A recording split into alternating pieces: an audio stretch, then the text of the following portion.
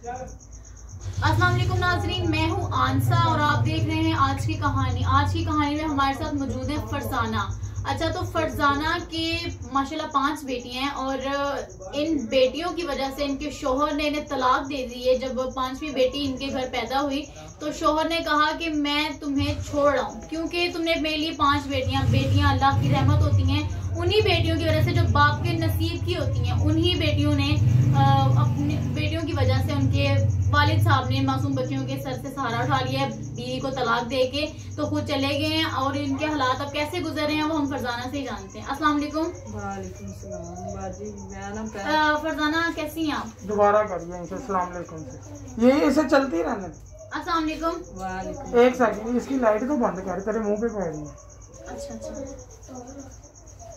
अस्सलाम वालेकुम। वालेकुम सलाम। कैसी हैं आप? ठीक हूँ बाजी, अल्लाह ताला का शुक्र है। फरजाना आपकी उम्र क्या है? उम्र मेरी हैगी 28-29 साल।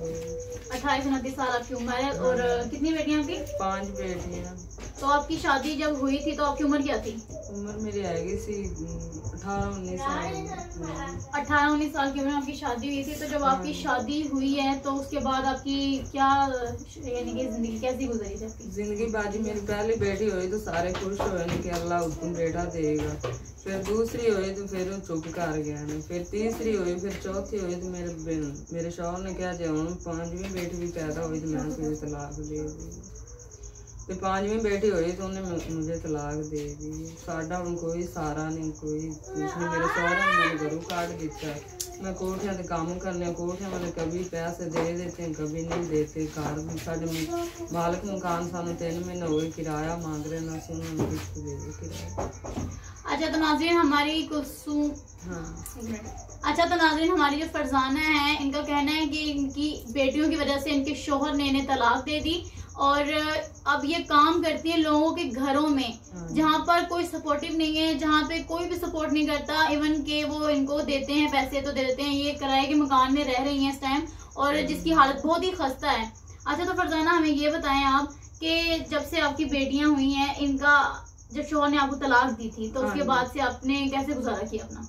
बाजी मांग तांग ते किया, कभी किसी को कोई मदद कर देता, कभी कोई कर देता। एक ने मेरे बेटे ने कपड़े नहीं पहने तो आप ये किसके पास रह रही हैं? ना बस इत्थे रह रहे हैं किराए पे। मालिक मकान अच्छा है जेड़े सन रख रहे हैं। तो आपकी मायके वाले किधर हैं? मैके वाले वो दूर है गए ना।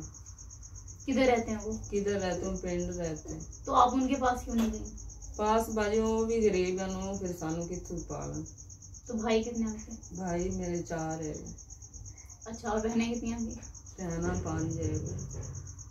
अच्छा, तो अब आप इन बच्चों के लिए क्या चाहती हैं, हमारी हुकूमत से या हमारे नाज़रीन से? मैं ये चाहती हूँ कि मेरी मदद की जावे, या कोई अच्छा होवे जो पहले शौहर मिला है या ना हो जो मैंने मेरे बेटे को संभाल सके, मैं शादी भी कर लूँ उसके साथ। तो फरजाना चाहती हैं कि मैं जो मेरी बेटियों का सहारा बन सके, जो मेरे सर पर हाथ रख सके, मैं उस इंसान से शादी भी कर सकती हूँ। तो बहुत से ऐसे नाज़रीन हमारे हैं जो एक अल्लाह के लिए इन लोगों की मदद भी करते हैं। मैं ये चाहती हूँ कि इनकी ज़्यादा से ज़्यादा मदद की जाए और मैं यही चाहूँगी कि फरजाना से कोई ऐसा इंसान शादी करे जो इनकी बेटियों को भी संभाले, क्योंकि इनकी छोटी छोटी बेटियाँ हैं, अल्लाह की रहमतें हैं जिनकी वजह से इनके सगे बाप ने इन्हें छोड़ दिया है। ये बेटी को नजर भी नहीं आता है ना, बड़े अस्पताल से इलाज करवाया, कहते नहीं बड़े पैसे लगते हैं। इनकी एक बेटी है जो आंख से नाबीना है, देख भी नहीं सकती। उसका इलाज किया है इन्होंने, पता नहीं किस तरीके से उनका इलाज भी करवाना है और बहुत से ऐसे मसले हैं जो इनके हल करने हैं। तो मेरे ख्याल से आप लोगों में से बहुत से ऐसे लोग हैं जो इनकी मदद कर सकते हैं, इनसे शादी कर सकते हैं, इनके बच्चों का सहारा बन सकते हैं, इनका सहारा बन सकते हैं। और इसके अलावा क्या था? नहीं, मैंने कुछ और भी सोचा कि इंजन से बात नहीं करेंगे।